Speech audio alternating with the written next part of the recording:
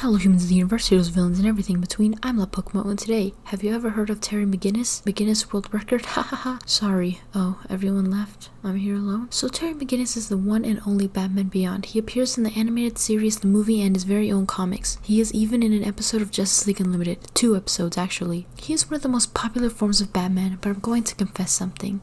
I don't like him.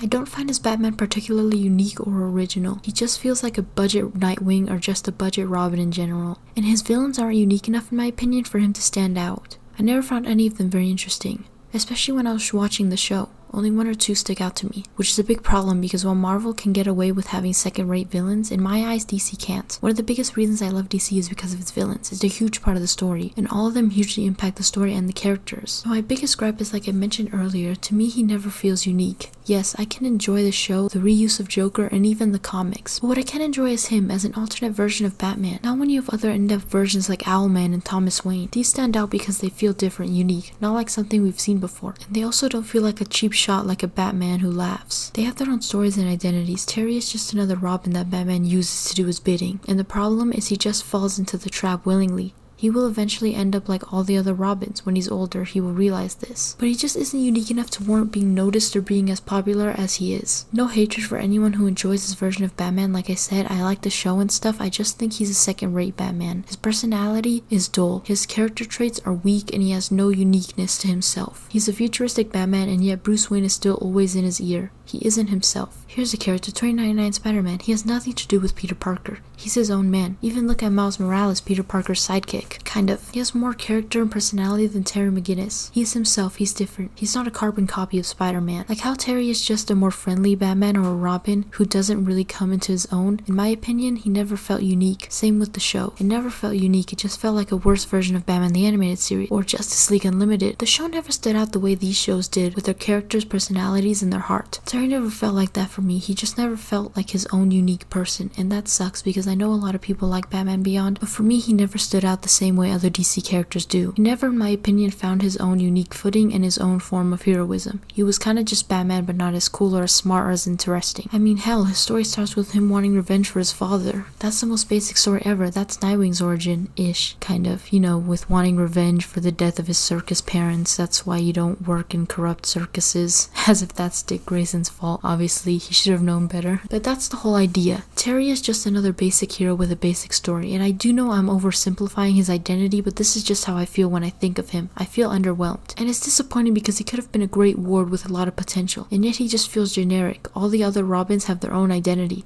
Nightwing, Red Hood, Red Robin, and even Damian Wayne. Like him or not, he is just as unique of a character with unique qualities, in the way he acts, the way he fights, and the things he likes. Terry doesn't have any of that, and he has always fallen fault in my opinion. That's just me. Tell me what you think in the comments and any video ideas you may have, and like and subscribe, and as always, stay cool, stay weird, stay you, and I'll see you next time. Bye.